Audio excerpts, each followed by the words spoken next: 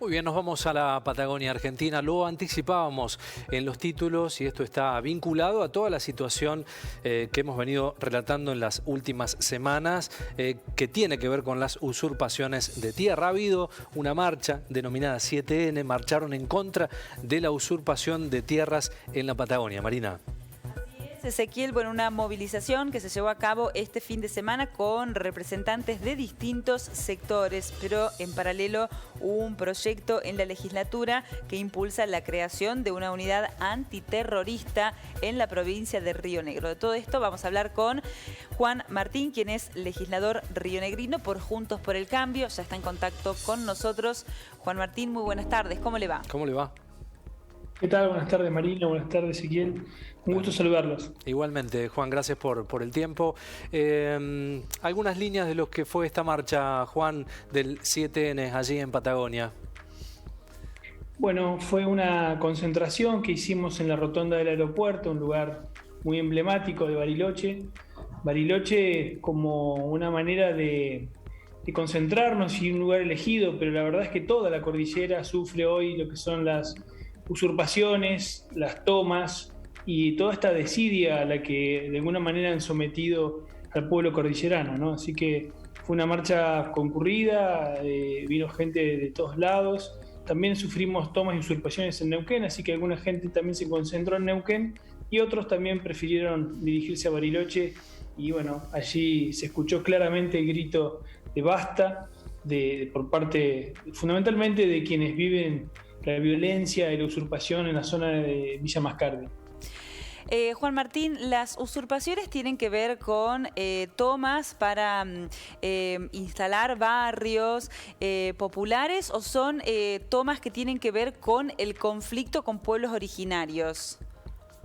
Bueno, el conflicto en realidad es un conflicto con una banda de delincuentes que se ha amparado en supuestos derechos ancestrales, pero está hiperconfirmado que quienes lideran estas bandas que ahora se hacen llamar un pueblo mapuche, no lo son. Incluso en esta manifestación que hicimos en la ciudad de Bariloche en el día de ayer, estaba acompañándonos el lonco, uno de los loncos muy importantes y de mucho prestigio allí, donde él mismo, perteneciente a la comunidad mapuche que está plenamente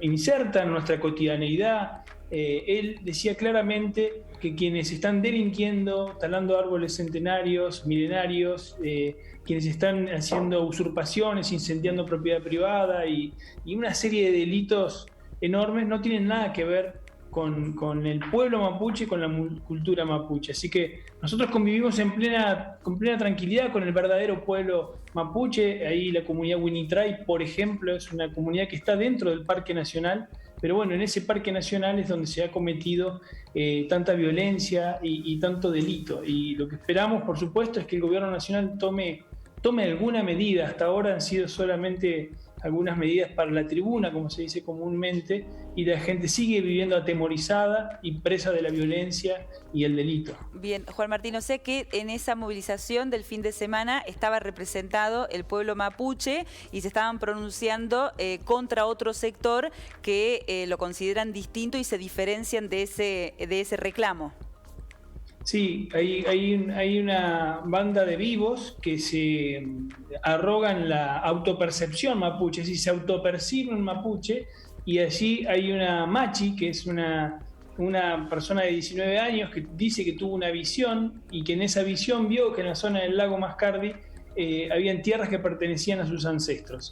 Nosotros decimos que eso es una mentira, estamos seguros que eso es una mentira y decimos que no tuvo una visión ancestral, sino más bien catastral, porque en esa visión que tuvo, eligió unas tierras dentro de un parque nacional, con costa del lago, con un valor enorme, y además lo hizo en la propiedad privada de un vecino que probablemente todos lo conozcan, que se llama Diego Frutos y que hoy ha perdido toda su pertenencia, su vivienda, ha sido atacado. Bueno, en fin, una serie de delitos que parecieran no tener fin. De hecho, el Lonco lo ha mencionado, ¿no? Que está conmovido porque sus hermanos han elegido este camino. Es muy fuerte la declaración, pero también sirve, Juan, para, bueno, sacar, ¿no? Definir blanco sobre negro quién está de un lado y quién está del otro. Respecto a este tema y a los controles que intentan ejercer, hay un proyecto de ley que tiene que ver con una unidad antiterrorista de la policía de Río Negro. ¿Qué es lo que significa en la práctica esta unidad de élite, digamos, que empezaría a trabajar? Bueno, hoy la policía de Río Negro no tiene una unidad de élite que se ocupe de este tema, sino tiene una unidad de élite que se ocupa de antidisturbios o de cuestiones que son muy menores frente a esta, te digo, confirmación y esta nueva configuración de un delito como es el terrorismo, que aparentemente vino para quedarse, porque todos los indicios que hemos tenido, incluso la propia gobernadora, ustedes recordarán, le mandó una carta al presidente de la Nación que contestó de una manera bastante light, por ponerle un adjetivo, diciéndole que digamos, la ley de seguridad interior no lo obligaba a asistir a una provincia. Entonces lo que yo hice es decirle a la gobernadora a través de un proyecto de comunicación que cree una fuerza específica, que se ocupe, donde los policías sean capacitados y tengan además el respaldo del poder político para hacer todas las asociaciones o sinergias que tengan que hacer con otras policías, incluso con organizaciones. Uno sabe que estas bandas son financiadas desde el extranjero muchas veces, hay comprobados vínculos entre las FARC y algunas de estas organizaciones.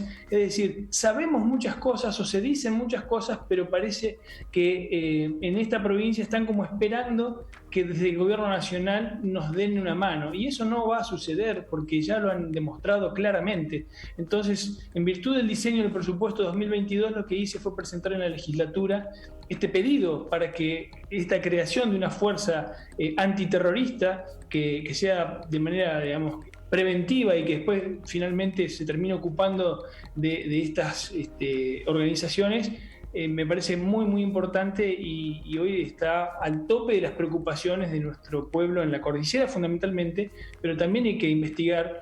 Antes de ayer, encontraron a unos personajes cruzando la cordillera por un paso ilegal con una cantidad de municiones enormes. Y municiones pero no armas, con lo cual está claro que son municiones que iban a ser provistas a alguien que está en algún campamento o en algún lugar tratando de infundir terror, violencia y una actitud delictiva. Así que son temas que nos preocupan mucho en la Patagonia y que estamos siguiendo muy de cerca, y creo que la conformación de esta fuerza de élite puede ayudar y puede además hacer que los rionegrinos, en este caso, nos sientamos un poco más amparados y no tan desamparados de lo que es el gobierno nacional y un poco también del gobierno provincial. ¿Qué sería considerado un acto terrorista y cuáles serían los alcances, las facultades de esa policía que ustedes quieren crear? El acto terrorista claramente es, por ejemplo, lo que ocurrió en el Bolsón, donde prendieron fuego un club que tiene una historia tremenda, muy cara a los afectos de todos los bolsonenses. Un acto terrorista también es cuando en el camino al Cerro Catedral, en el campamento de vialidad provincial, prendieron fuego las máquinas que son usadas en algunos casos para correr la nieve, para que la gente pueda llegar al centro de esquí, y allí hubo además una amenaza terrorista en términos, una carta que se emitió allí diciendo que estaban dando un golpe a la oligarquía que ocupa el Cerro Catedral para ir a esquiar, como marcando una diferenciación de clase social en la que nosotros no nos hacemos cargo, porque el Cerro Catedral es una de las riquezas que tiene nuestra provincia. Y además allí, en ese acto, cuando prendieron fuego esas máquinas y destruyeron todo el campamento de vialidad provincial, también mantuvieron de rehén a una familia que es la que cuida ese predio. Así que eso para nosotros configura el delito de terrorismo, porque infunde miedo y porque intentan dar una señal a favor de la violencia. pero lo que creemos es que el gobierno provincial puede ocuparse y debe ocuparse para que nosotros podamos vivir en paz. Por eso creemos que el marco para que eso suceda tiene que ser una fuerza específica, una fuerza de élite que esté capacitada y respaldada fundamentalmente para que puedan de alguna manera desentrañar todos estos nuevos modus operandi que están teniendo en nuestra región cordillerana. ¿Han tomado modelos de otras provincias, de otros países, Juan, para esta creación de esta unidad antiterrorista? Sí, sabemos que justamente en Córdoba existe algo similar y también en Uruguay, en una provincia uruguaya que no recuerdo el nombre, pero que el equipo trabajó profundamente en eso.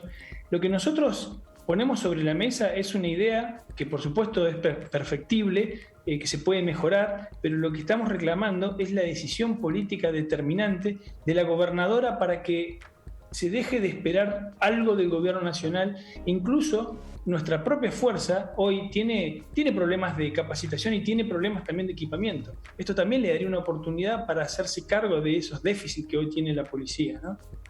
Claro, porque el presidente fue Aníbal Fernández quien dijo que no se iban a meter en las cuestiones que no era facultad de la Nación, sino que debía manejarlo la provincia. Quería consultarle si hubo una instancia intermedia tipo institucional, como una mediación o la conformación de una mesa de diálogo para acercar las partes. ¿Se ha intentado esta posibilidad? ¿Qué pasó en la provincia? Sí, hubieron varios intentos de mediación bastante raros, porque en ese momento la ministra Lozardo, la ex ministra Lozardo y la ex ministra Frederick vinieron a Río Negro, vinieron a Bariloche. Allí, en vez de propiciar una mesa de diálogo con las víctimas sentadas en la mesa, se las excluyó, se quedaron escuchándose entre ellos, entre funcionarios, y a quienes están en la Junta Vecinal de Villa Mascardi, que son actores fundamentales porque son víctimas, no se los involucró, y después de eso se fueron a visitar a la mamá de Rafael Nahuel. Rafael Nahuel fue un joven que terminó siendo herido por la prefectura, y es un episodio que todos lamentamos, la muerte de ese muchacho. Pero esto evidencia que cuando van a visitar a la mamá de Rafael Nahuel, lo que hace el gobierno nacional es, de alguna manera, intentar quedar bien con una parte de la sociedad barilochense, donde el sesgo ideológico, la anteojera ideológica, como digo yo, les impide ver el dolor, el drama, la angustia y la desesperación por justicia que tienen nuestros rionegrinos. Así que esas mesas han sido bastante infructuosas. Incluso vino el ministro Cabandier, el ministro de Medio Ambiente, y con la gobernadora al lado habló de crear un comanejo del Parque Nacional. Y es imposible que eso suceda, porque ese comanejo, como lo plantea el ministro, tendría o debería, estos delincuentes que hoy están asolando a la zona deberían ser parte. Y la verdad es que con delincuentes no se puede dialogar. Eso es para nosotros es una condición sine qua non, digamos. Con delincuentes no se dialoga. Lo que necesitamos es que esa mesa de diálogo finalmente ordene a una justicia decidida y que le dé respaldo a las fuerzas federales para que entren al Parque Nacional y saquen a estos usurpadores y eventualmente los metan presos. Bien, Juan Martín, gracias por el tiempo y por la posibilidad de traer transparencia a estos temas desde aquí, desde este lugar. Gracias por la comunicación, muy amable. Muchas gracias a ustedes. Hasta cualquier momento.